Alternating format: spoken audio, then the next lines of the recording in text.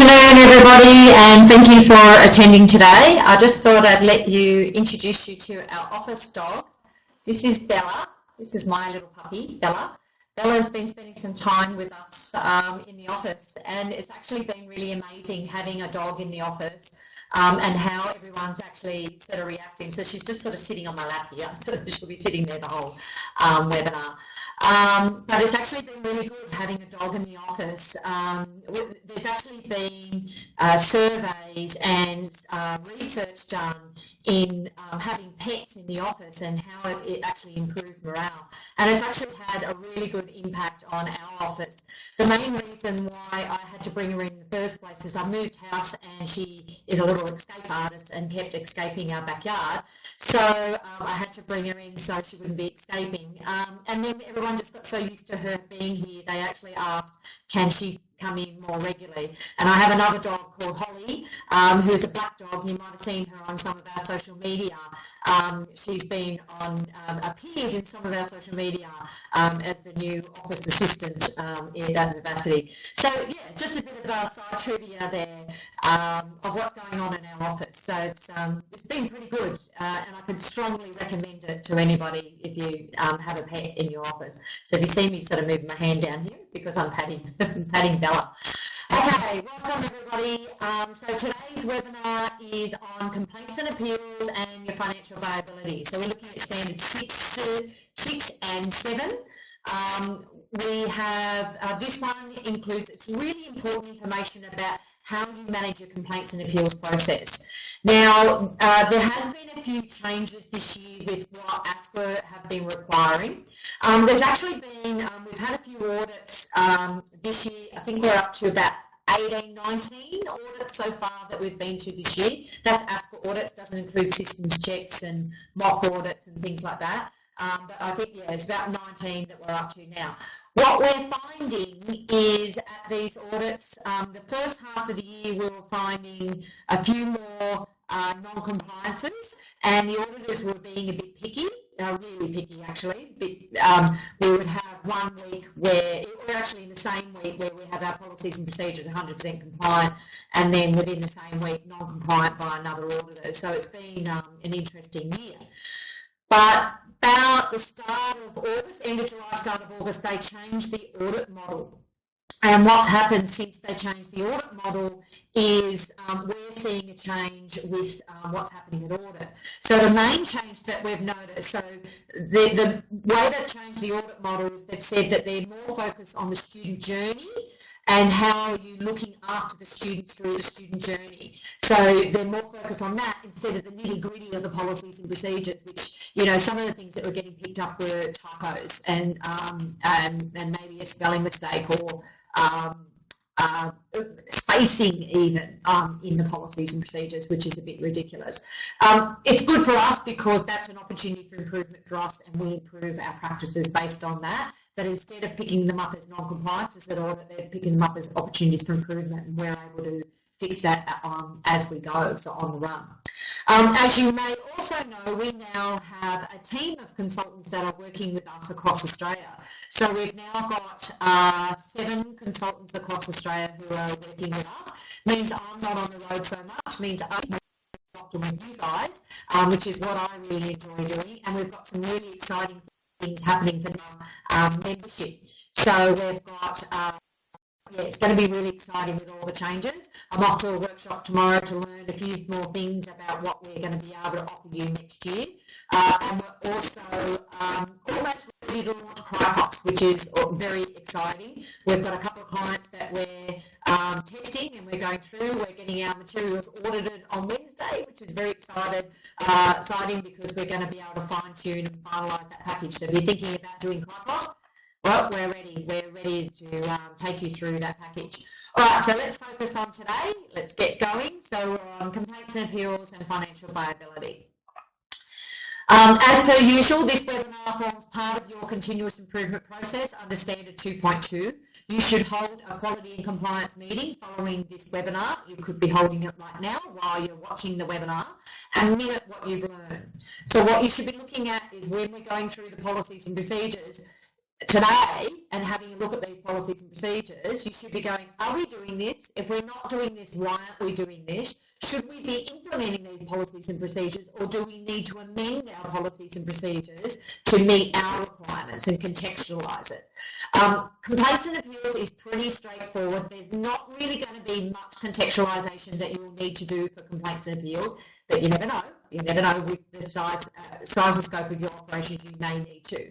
But we'll be going through the policies and procedures today and what you need to be aware of and how to implement these policies and procedures into your organisation. Now, the best part about complaints and appeals is that basically you just need to have the policy and procedure there in your manuals, which this is in your Q&C manual, your student handbook, and your trainer's handbook, and so it's clear and transparent for your student and staff, so that they know where to find those policies and procedures. So as long as you're giving them a student handbook, that you'll tick, you should meet those requirements. These policies and procedures have been through many audits. So with compliance side, it's more the implementation side and making sure that you are implementing it into your organisation. And there are a range of different complaints that you can receive, so you need to make sure that you are addressing all the different types of complaints that you may have within your organisation. So as per the policies and procedures for continuous improvement, you should undertake a review of the policies and procedures and make sure that this is what you are actually doing. If you see any opportunities for improvement, you may need to implement that. Now with Standard 7, there may be a need for contextualisation, because Standard 7 is about fee protection. So we're going to be looking at fee protection and what you need to have in place to protect your students with their fees. Okay, so we'll move on to the first one. Okay, Standard 6 is looking at complaints and appeals. So this is the whole Standard 6 that we're looking at. It goes from 6.1 to 6.6, but there's a whole range in there that we are going to address today. Standard 7.1 to 7.3 is effective governance and administration arrangements. It's mainly around fee protection and financial viability. You only need to do financial viability at this stage for initial registration, and you actually are not audited on it because you are ticked off on financial viability as soon as you we submit your application online. Because we have our accountants that do your financial viability or assist you through the financial viability process, you shouldn't have any problems with that being compliant, because you actually don't get to audit without it. For financial viability, you have to maintain your financial viability, but you don't need to report on it. It used to be each year, or particularly for re-registration, you'd have to report on your financial viability, and it would be undertake another financial viability assessment. ASQA has scrapped that, so that was under VTAB. ASQA scrapped that, and they don't have that for re-registers anymore, because it was just a waste of time, really, and waste of time and money on both behalf. Okay, so Standard 6. Standard 6 is that the RTO needs to ensure that they deal with their grievances in a timely and fair manner. And with the policy and procedure, it actually says that the policy and appeals policy, the RTO has a complaints and appeals policy that involves the RTO, its trainers, assessors, and all staff. Any third party involved with providing services, you need to be able to address that, and the learner of the RTO. You must ensure that the principles of natural justice and procedural fairness are adopted at every stage of the complaint and appeal process, which is really interesting, because when we first had to go to audit with this standard, I wasn't sure what is natural justice and what is procedural fairness. Well, basically, that's the policy and procedure. We've since learned that. But it's the process that we have, and the process we have on the form. So we have a procedural, natural justice and procedural fairness on the form. So I'm going to go through that. One of the main things that they are requiring is that you have your complaints and appeals policy and procedure is publicly available. Now, how you can do that is you can either have your student handbook on your website where they can download it. We do have a small component of the complaints and appeals policy and procedure on the back of the enrolment form. But you can also just have the complaints and appeals policy on a page on your website. So that's how you make it publicly available. So on your website, you can have student policies and procedures and just have a page that's about complaints and appeals, and that's how you make it publicly available.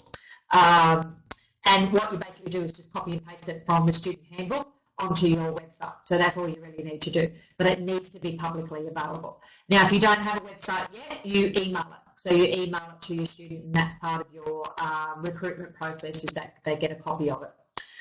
So you need to make sure you've got a mechanism in place that allows the student to be able to manage that, or you to be able to manage that complaints and appeals, but you have the policy and procedure there.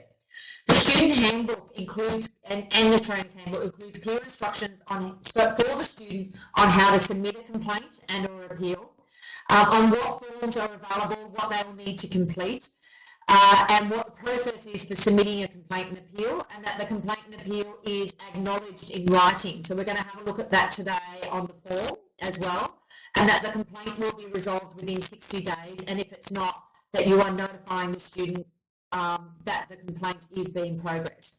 Now, one of the things that with complaints and appeals, I often hear with RTOs many times, not just our clients, but I hear it in the RTO industry in general, is they receive informal complaints where a student doesn't fill in a complaint form. Now, the thing is, you need to protect yourself. If you've received an informal complaint via a phone call, or maybe an email, or maybe a conversation in a hallway, you need to formalise that process and put it onto a complaint form. The student does not have to complete the complaint form. You can complete the complaint form on their behalf. So I'll go through the form and show you how you can do that, how you can fill it in and record that. And the big thing is, because the thing is, you need to protect yourself. If a student makes a complaint to ASQA, you need to have some sort of evidence in place that the student actually did come to you first. And if you have it, and we do, we have it as our policy and procedure, that informal complaints will be placed onto a complaints and appeals form. So if we have that as your policy and procedure, and you do record that, then you've got a recording of what that complaint was, because they might go to ASQA and make a different complaint that's not what you received. So you need to have a really good process for recording what is that complaint when it comes through to your organisation, and make it clear what was your process for managing that complaint. And that's what we have on the form, is the process for managing that. So just because you receive an informal complaint by a phone call or conversation in a hallway doesn't mean you don't make it formal. And it doesn't make it any different if you make it formal, other than you are covering your own butt as an RTO. Now, some of the problems that can happen is a student could make a complaint verbally. You think you've handled it verbally, or your trainer may think they have handled it verbally, but then you don't have anything written or formal that follows that process and has a clear, it's clear that you did this and you did this, and that you did respond to them in writing, you acknowledge their complaint or appeal in writing. And that's why you go through the form and follow the process on the form. So it's really important. This is one of the key things that I see time and time again, is informal complaints aren't being made formal. And the thing is, this protects you as an RTO when you make it a formal complaint. It's not, you can't look at complaints and appeals as something where they're trying to get you or get you into trouble or anything like that. If you're managing that complaint properly and recording that information properly, it's going to protect you as an RTO. I can't stipulate this enough because it happens time and time again.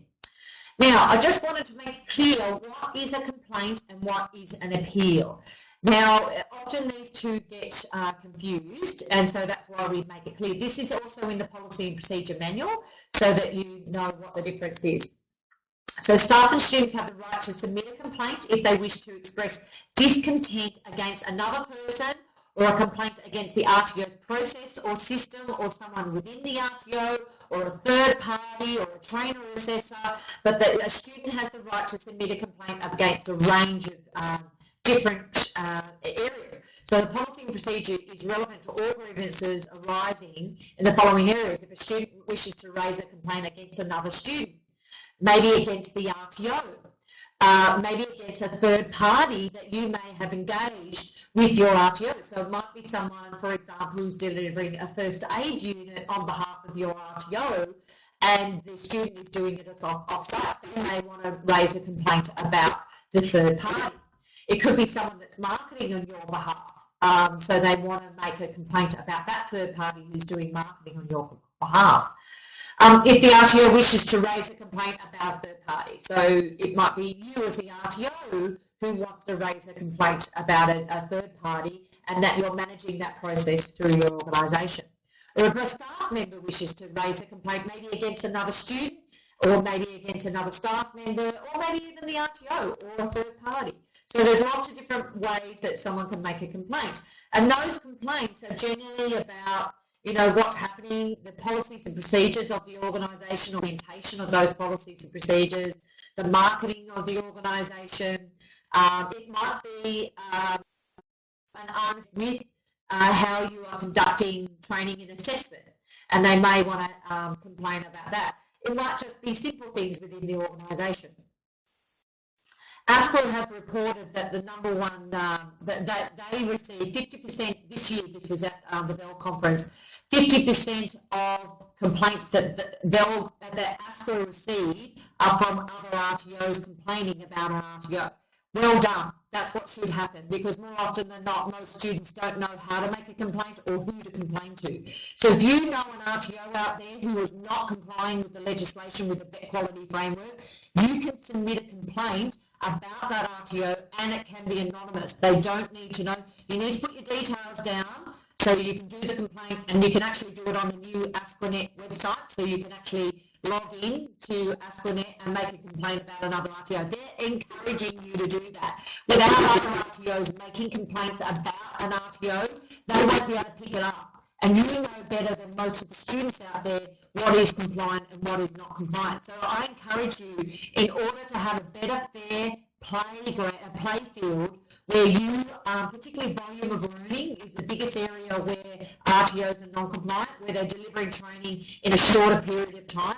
Make a complaint about that we're going to resolve these issues, and RTOs that are not delivering in line with volume of learning is if you make a complaint about them. How are we supposed to compete fairly against other RTOs if we're not making a complaint about those RTOs? So it's your right and responsibility as an RTO to ensure that other RTOs out there are also complying with the vet quality framework. Okay, the difference between a complaint and appeal. An appeal is the student has a right to an appeal an assessment result. So if you deem a student not yet competent, they have the right to appeal that result if they have good grounds to do that upon. But they can just appeal the result either way, and you need to have a clear process for them to be able to appeal that result. So that's if they believe that it's unfair or unjustified. So the student may disagree with the result that the assessor has given them. So you shouldn't be grading, but sometimes it might be an RTO that is grading a result. So you might be getting credits, passes credits, distinctions, high distinctions, which you shouldn't be doing. But they may, if you are doing it, they may want to appeal that result. You're opening yourself up to a whole can of worms if you have grading. Right? Like, we are competency-based training and assessment. We are not graded. If you want to do it, that's fine. But in order to be compliant, the student is either competent or not yet competent, and they should be able to demonstrate that competency over a period of time through various forms of assessment. So it could be an observation, it could be written, it could be third-party report, portfolio of evidence. There's a range of different ways that they could deem themselves, provide enough evidence to deem themselves competent. Okay, the student wishes to have their result reviewed by another assessor, so they don't agree with the original assessor. Or it could be that the student has had issues with the assessor that they're working with in their classroom or a one-to-one basis. They might want to have another assessor within your RTO mark their assessments to be unbiased towards them. So that could be a reason why they might want to have another assessor review their result. A student wishes to be reassessed for the same unit, so they're deemed not yet competent, they want to be reassessed. A student changes an elective unit, so it might be that they fail the unit or they're not yet competent and they don't believe they will be able to be competent. So you can change to another elective unit as if it's an elective. They can't change the core. If the core, they're not yet competent, they've got to be competent in the core. But they can, and it's up to you as an RTO whether you want to offer this or not. they can change to another elective. A student wishes to believes that they are being discriminated against by the assessors. Is a bit similar to what I explained a bit earlier. So if they believe they're being discriminated against, they have the right to ask for another assessor to review their assessments. Now, what happens if you're a me, myself, and I RTO, or you only have one assessor on your site? You're going to need to work out a fair and just process where it might be that you need to engage an assessor from another RTO to do this on your behalf. But we have to have a natural justice and procedural fairness in place for the student to be able to appeal a result. So if they do want to appeal a result and they want another assessor to look at it, you need to have a process in place where you might be able to find another assessor.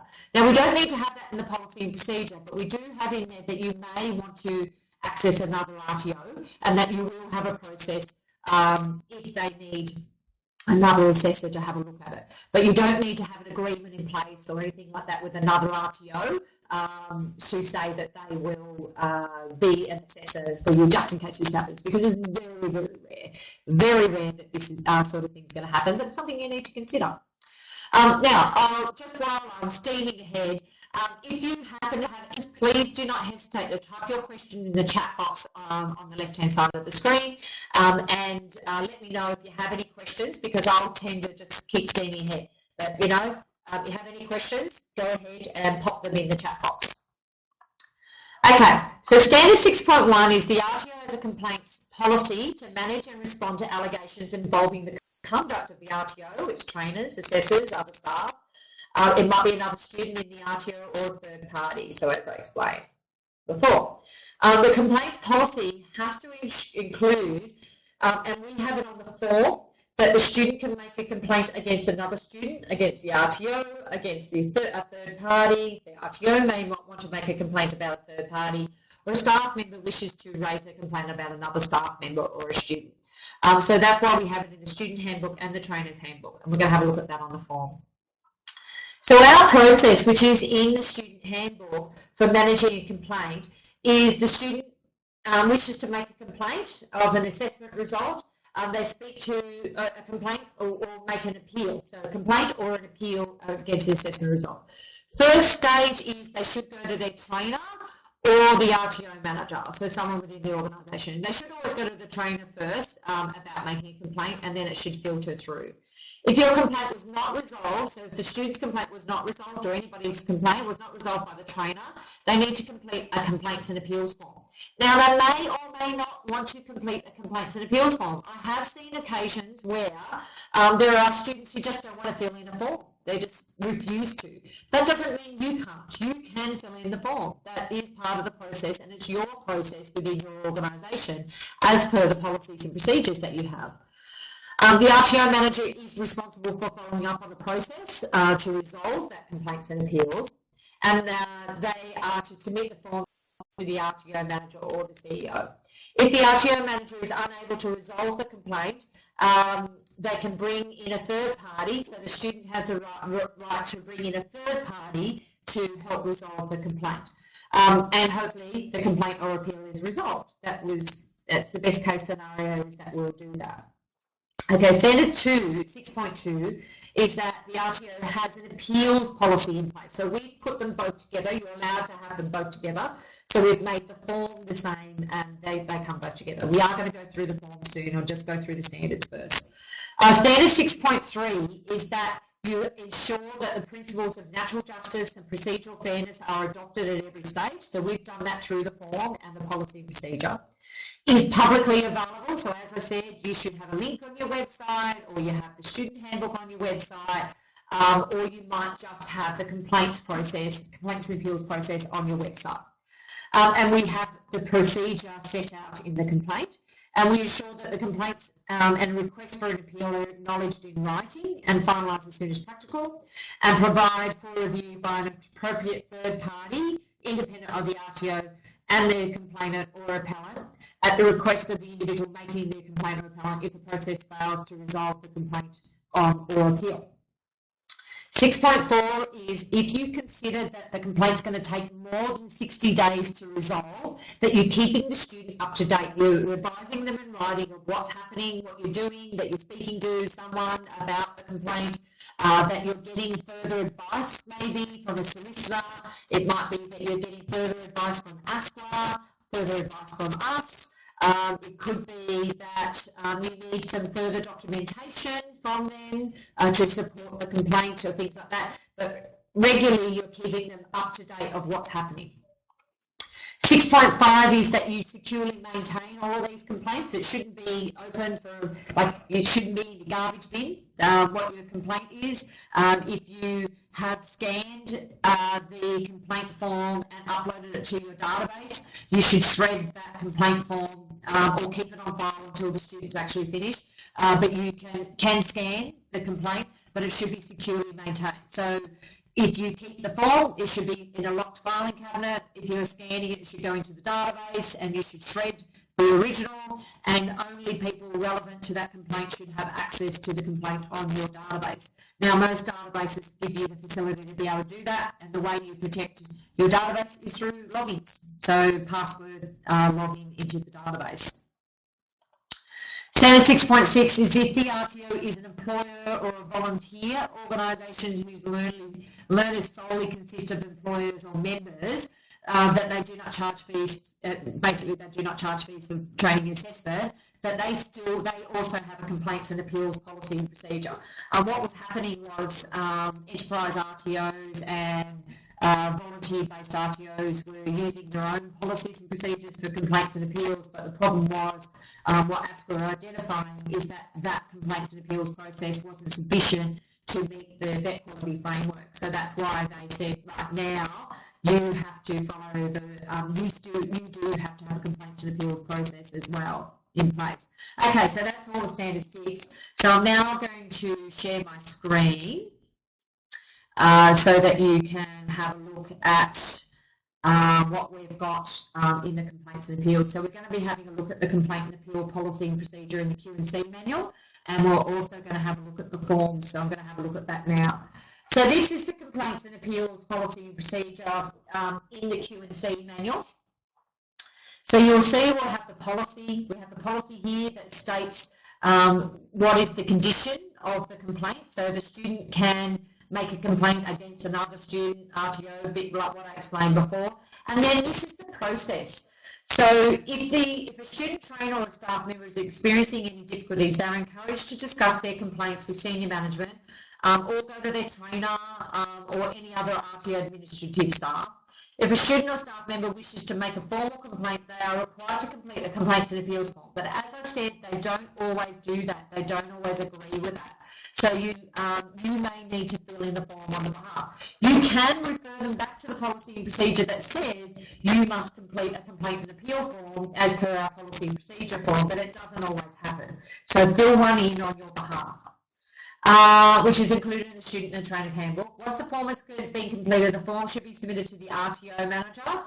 You might need to contextualise this if you don't have an RTO manager. You might have someone else. You might just have a CEO. You might want to get them to send it to the trainer assessor. We recommend that as a minimum you should have an RTO manager in your organisation. So you should have a CEO and an RTO manager. Sometimes they're one and the same. But you should, an RTO manager is really good for having everybody refer to that RTO manager as part of your policies and procedures. If required, the student has a right to have a third party or support person to assist them. So it might be a family member. It might be if they're with a job network provider, they might want to bring someone in from the job network provider.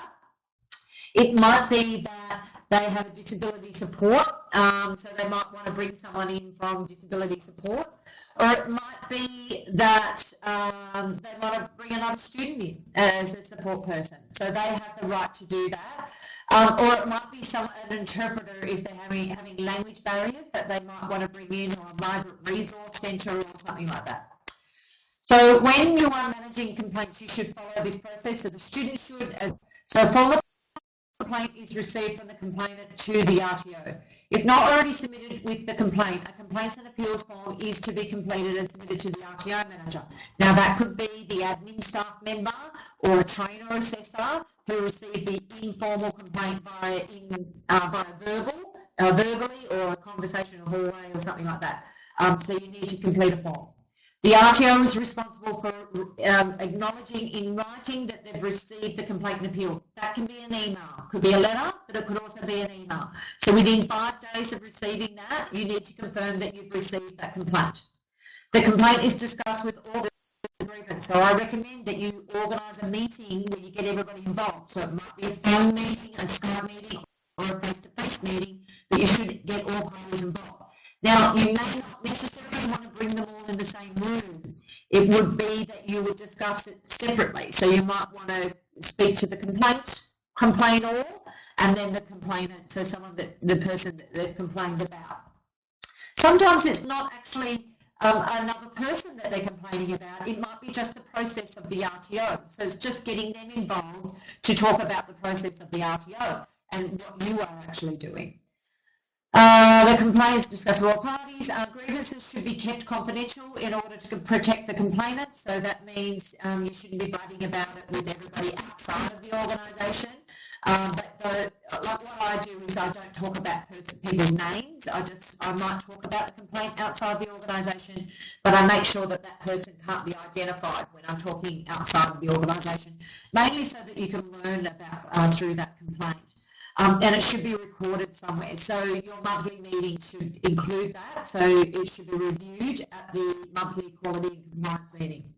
The RTO manager is responsible for following up on the process of the complaints and appeals form for the process and undertake and complete the recommended required action. We're going to have a look at the form soon, so you're going to have a look at what that is.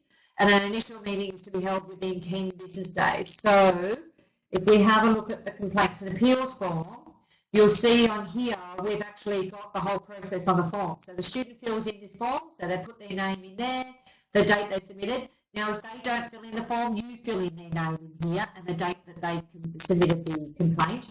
Who is the person complaining? So if you're filling on behalf of the student, you'd actually tick that it was the student. You get your trainer assessor to tick this, or it might be another RTO staff member or an employer. And who are they making a complaint about? The trainer, a student, a staff member of the RTO, an employer that they might be working with, some resources. They might be complaining about the resources that you're using within the RTO.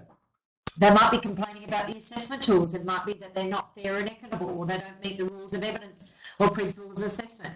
So they might want to make a complaint about that. A trainer might not want to make a complaint about an assessment tool. Here where it says example RTO is where your RTO name would be. So they might want to make a complaint about the RTO in general. Who was the form submitted to, or who did they speak to? That's what you'll put in there. Is there any other parties involved? So a trainer, assessor, a student, an employer, another third party. And then when you enter it into the Complaints and Appeals Register, which is this document here, so you have a Complaints and Appeals Register, you would enter this register number into here. So that's what that means there, is you put the register number that's in here onto the form, and you fill in this on the register. This is so it's easier for you to find the complaint if you need to go back later. So you have a register of all of those complaints, and you need to have a brief description of what that complaint was. So it might have been that it was a complaint about an assessment tool and a specific assessment tool. And who was the person responsible? It's normally the RTO manager, but you have a range of different people that you can click on here for who is responsible. You can also click on a different range of fill-in forms here for who was the complaint against and who complained. So you've also got a pull-down menu here that you can use here. So that you can use all the way through here, through the document. So that just makes it easier for your data entry. What action was taken and the date was completed. So we've made this nice and simple for you to complete, but you should put the date, who complained, use this pull-down menu, what is the type of complainant that we have here, who are they complaining about, a brief description. You don't want War and Peace in here because they can go to the form for more information. You just need a brief description of the complaint. That'll make it easier identifiable. Oh yeah, that was the complaint about such and such employer, or that was the complaint about this specific thing in the assessment tool that wasn't working properly. So you make it nice and simple there. Okay. Okay, so it even says on the form, when the form, so it must be lodged within 7 days. So if they're doing an appealing a result, they need to lodge this form within 7 days of that initial result being determined. They can't wait 6 months later or 3 months later. They should do it within 7 days. And you have the right, if they go over that 7 days, you have the right to say, no, it's too long. You needed to appeal that result within 7 days because it's in our policy and procedure. So these policies and procedures protect you as well. So it's really important that you ensure that your students have access to that. And that they should refer to the complaints and appeals policy and procedure in the student handbook so that they understand what the procedure is. The student, once again, we're reminding the student again, if they're appealing a result, that they should discuss this with their trainer first to make sure that they can come to attempt to reach a decision before they can submit an appeal for that result. The complainant is given the opportunity to complete a complaints report form. All that is, if there's not enough room on this form, they can also use this form. So we make it legal this way. They could attach a document, but this way it makes it more legal because we can attach this document to the complaints and appeals form. So that's the purpose of this form, is if there's not enough room on the other one, they can use this one to complete, to have additional information. Then the student or whoever's making the complaint should sign it and then submit it to the RTO manager or CEO. And what date did that happen? That's all the student fills in on the front, or the complainant fills in, and then the RTO manages this process. So you need to tick off that you've, within 5 business days, you've given them written acknowledgement that you've received the complaint. Within 10 business days of this form being completed, you hold a meeting with the complainant. So it could be a phone call, it could be Skype meeting, it could be face-to-face. But you actually discuss the complaint with the complainant. And hopefully there's a solution found and it's remedied, and then you fill in the result of that complaint appeal. If there's further investigation required, still within the 60 calendar days, you might need to refer it to another party. So it might have been that you need to go to the National Complaints Hotline. Very rare that you'll go to this level. You need to. This is the process, so you make sure that you follow this process. The RTO is responsible for acting upon and the subject of any complaint appeal found to be substantiated, and a student will be advised of the outcome of the consultation process within 15 business days of a dispute being lodged. Now, if you're going to go over that 15 business days or 60 calendar days, you need to make sure that you're informing the student ongoing of what's happening with that complaint. Feedback from complainant, so were they satisfied with the outcome? Satisfied, was there further action required? Was the matter dealt with within a reasonable time frame? So yes or no. So this is just a bit of feedback following. And this is what the complainant can fill in. So you can go back to them. It might be when you've got them in the meeting with them that you're discussing it in them, that they sign this off at that stage. It might be highly likely you're going to resolve it in the meeting. It's not going to be, it's not going to go ongoing after that. It's very rare that it will go ongoing after that. This is from my personal experience. Action monitoring. So was there an opportunity for improvement that was implemented because of this complaint? When was it actioned at the meeting, at the Q&C meeting? So you should put the date in here and who took the action. Was a policy and procedure updated because of the complaint? And you should put the action when it was actioned there. And was it filed in the Complaints and Appeals Register that I had open before? And was there a cross-reference made from this form to the database or to the do there? Okay. Any questions about complaints and appeals? It's pretty self-explanatory as long as you follow this process. That's what you should be doing. Now, no one's making any questions there, so I'll carry on. If that question comes in, I will address it. Okay, now if a student disagrees with the result of the complaint and appeal, they have the right to go further with and appeal that result. So we have a range of different places they can go to. ASPOD don't want complaints going to them. Actually, that should be deleted. That shouldn't even be there. I'll make sure that that's in the latest complaint Q&C manual for that one. So it doesn't go to ASQA anymore. It goes to this National Training Complaints Hotline, which is a government website. What ASQA did is instead of them going to ASQA, they want you to go through this National Complaints Hotline. So they can go to this website, they can ring this 1300 number or 113 number. They also have an email address that they can go to. It's actually online, so they can complete the complaint online. They also have the right to go to the Office of Fair Training in New South Wales. We also have one in South Australia, which is the Consumer and Business Services SA. I'm not sure if there is one for Victoria and the other states. If you know of any, that we need to put them in there as well. Certainly Tasmania and Queensland. I need to add those on there. See, I'm doing opportunities for improvement as we go. Okay, so that's the process that we went through before, talking about the forms. We have a process for the complaints and appeals form once again for appealing a result. So that's where they would go through there. Okay. All right, so now we're going to go to standard 7 now. So we'll just go back to that slide where we were.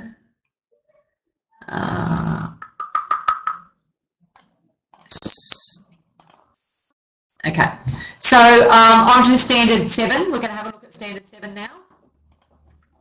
So standard 7.1 and 7.2 is this is where the RTO must assure that its executive officers or high managerial agents are vested with sufficient authority to ensure that the RTO complies with the standards at all times. This is basically a position description of the CEO or the RTO manager that says that they are responsible for continuous improvement and also holding the quality and compliance meetings, and as well as ensuring that the policies and procedures are implemented throughout the RTO, and that they meet each of the relevant criteria specified in the fit and proper person requirements.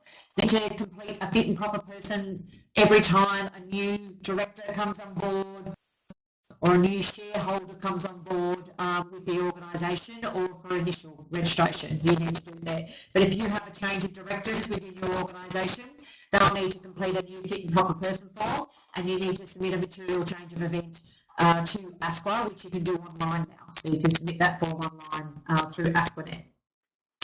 Standard 7.2 is the senior management are responsible for ensuring that the RTO is financially viable at all times. So basically, that's once again in the policy, the position description, that it is the CEO and the RTO manager's responsibility to ensure that it's viable. For new registrations, you undertake a financial viability risk assessment at commencement when we submit your application online for initial registration. Now, at any given time, ASQA could undertake another financial viability risk assessment. It doesn't matter when, they could always do another risk assessment at any given time. So you need to make sure that you have in place, make sure that you are financially viable at all times. Part of that is that you do your yearly tax returns, your BASs, you meet your IAS interim activity statements or business activity statements. You are meeting your superannuation requirements. You are doing everything that you legally are responsible for with the Australian Tax Office, and as well as other legislation. So that's where you need to make sure that you are financially viable. Most of this we cover off in the position descriptions, and we have in the policy, I'm not going to go through it today, but we have in the policy and procedure manual what you have to comply with to meet the fit and proper person requirements. As most of you have already done it, I'm not going to go through that today. Okay, so that's standard 7.1 and 7.2, which is all about financial viability. 7.3 is about fee protection policy and how are you going to protect the fees of the student.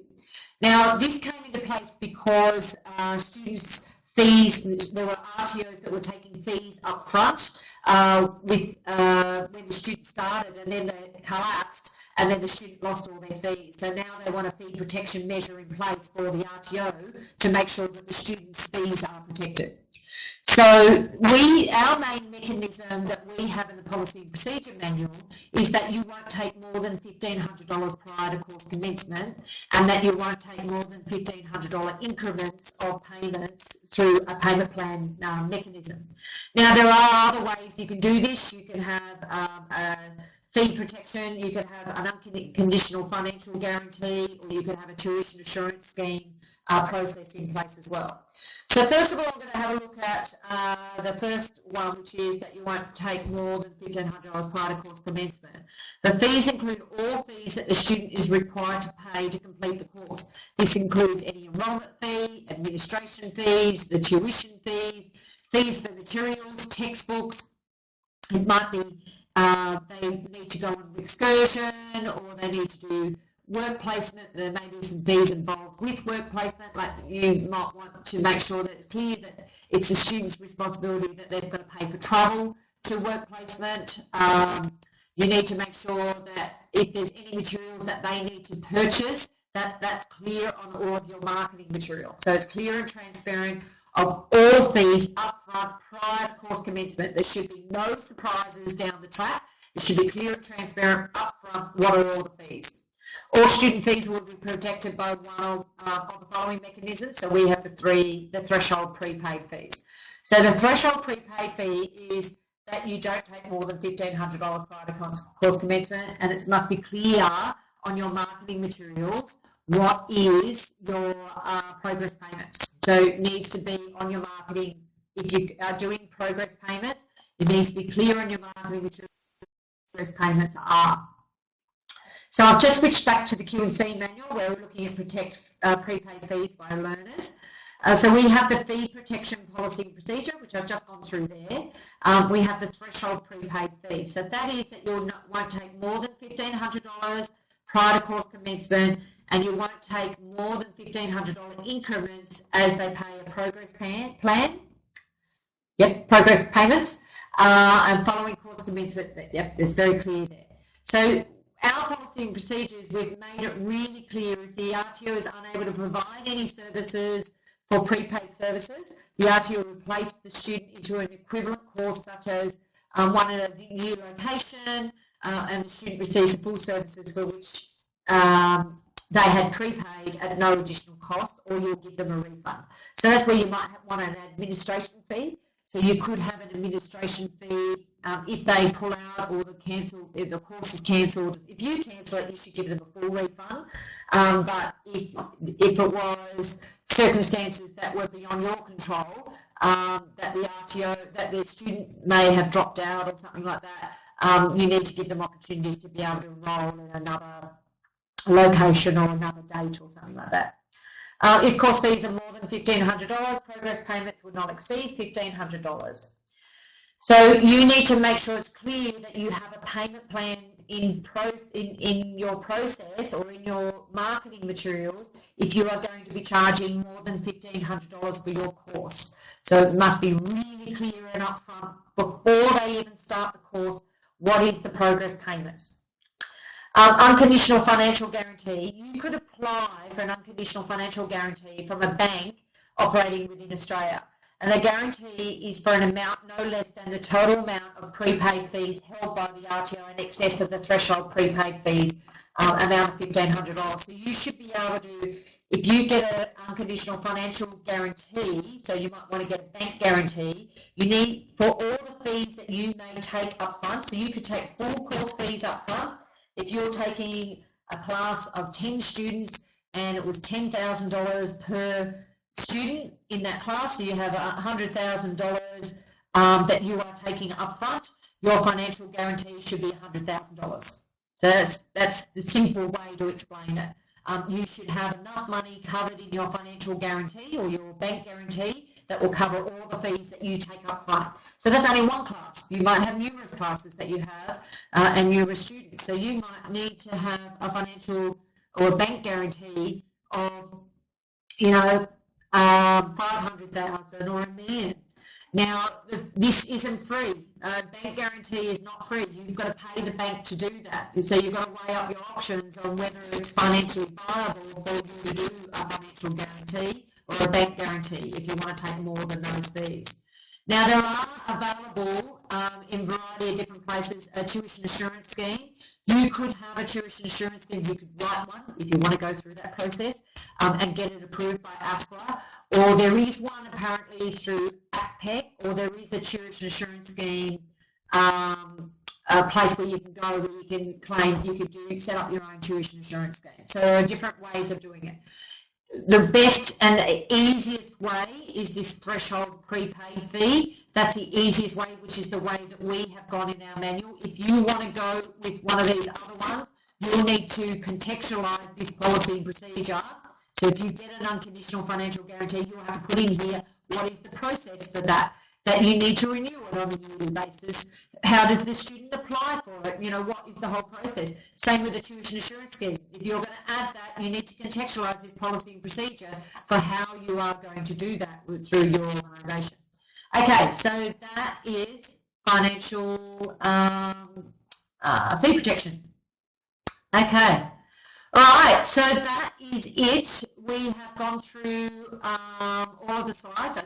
I'll just check. I don't think there are any more. We've gone through all of the slides.